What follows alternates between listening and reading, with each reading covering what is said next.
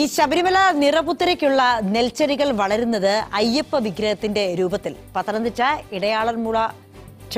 ഇടയാറന്മുള ചെറുപുഴക്കാട്ട് ദേവീക്ഷേത്രത്തിലെ പാടത്താണ് ഉത്തമൻ എന്ന കർഷകൻ പലതരം നെൽവിത്തുകൾ വിതച്ച് അയ്യപ്പ വിഗ്രഹ രൂപം വളർത്തിയെടുത്തത്.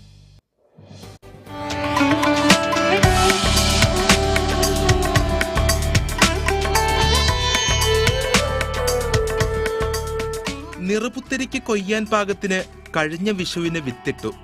ഗുജറാത്തിൽ നിന്നുള്ള നാസർബാദ്, തമിഴ്നാട് അംബാസമുദ്രം കാർഷിക സർവകലാശാലയുടെ പച്ചരി ഇനത്തിൽപ്പെട്ട AST, ജപ്പാൻ വയലറ്റ്, രക്തശാലി, മനുരത്ന എന്നിങ്ങനെ പലയിനം നെൽവിത്തുകൾ കൊണ്ടാണ് രൂപമൊരുക്കിയത്.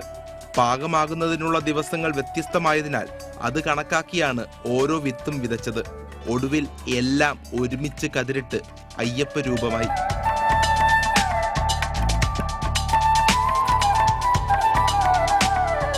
ഞാനിപ്പം കഴിഞ്ഞ പ്രാവശ്യവും ശബരിമല നിറപുത്തരിക്കായിട്ട് കരനെൽ കൃഷി ചെയ്തിരുന്നു, ഈ ക്ഷേത്രമുറ്റത്ത് തന്നെ.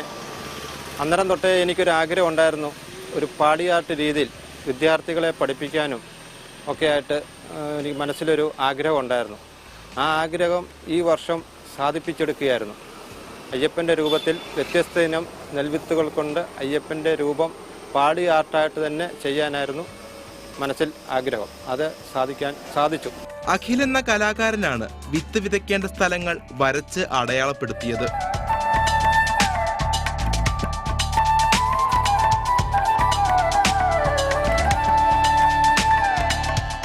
ആദ്യമായിട്ടാണ് ഞാൻ ഇങ്ങനെ ഒരു വർക്ക് ചെയ്യുന്നത്, ഇത്രയും വലിയ സൈസിൽ.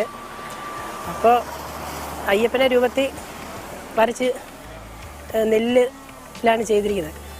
അപ്പോൾ ഒരു ദൈവത്തിൻ്റെ അനുഗ്രഹം കൊണ്ട് നല്ല രീതിയിൽ തന്നെ ചെയ്യാൻ കഴിഞ്ഞു.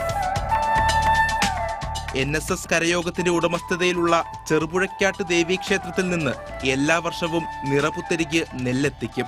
കൃഷിയിൽ എന്നും വ്യത്യസ്തത കൊണ്ടുവരുമെന്ന് കർഷകനായ ഉത്തമൻ പറയുന്നു.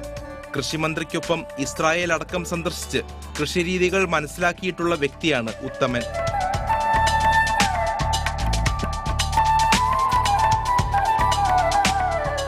മനോരമ ന്യൂസ്, പത്തനംതിട്ട.